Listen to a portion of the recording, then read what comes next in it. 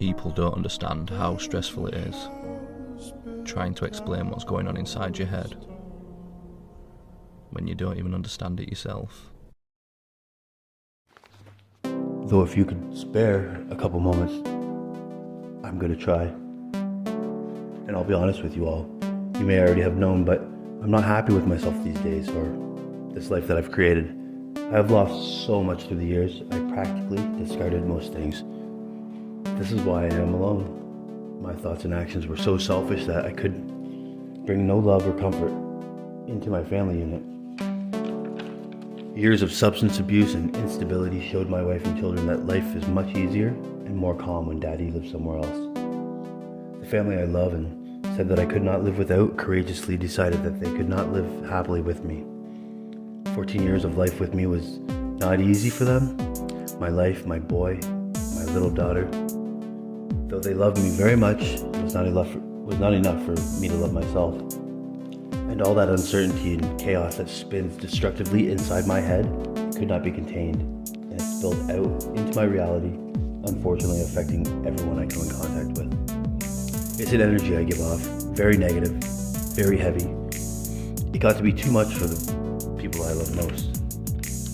I had a period of time where I was able to look hard within and recognize the ugliness that resides within me. I worked hard to change. I made exterior changes and learned to be a part of the world we all share. I stopped my dependence on illegal drugs. I went to college. I trained my physical body. I worked 2, sometimes 3 jobs, and I managed to develop a sense of self-respect and contentment. Maybe even a tiny morsel of genuine happiness. I respected myself for the first time, and my family welcomed me back. That lasted a short time. See, the problem I realize now is I never acknowledged and changed the true problem. The one thing in my life story that remained the same throughout my addiction and in my sobriety was me and my negative thinking patterns. Before long, my ego was just out of control with anger and insecurities, fear, self-loathing, and once again brought that negative energy into the home of my family.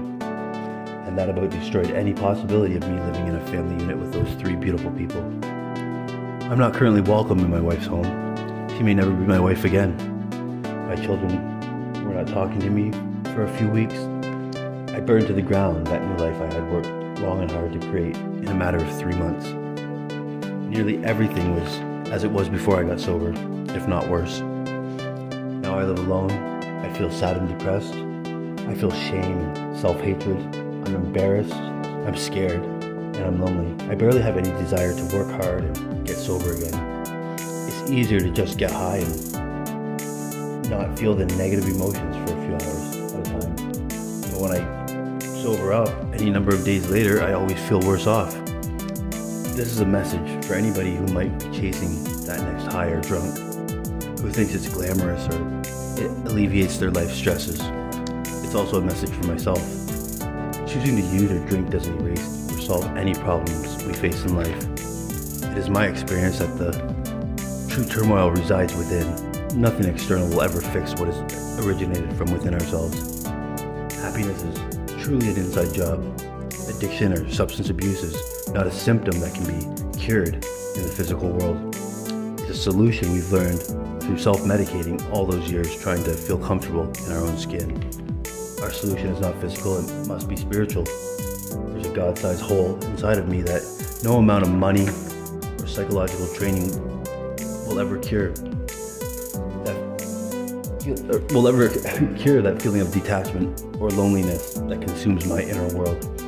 I'm praying for anyone out there who may be looking for a way to break free of alcoholism or drug addiction or any number of self-destructive human activities.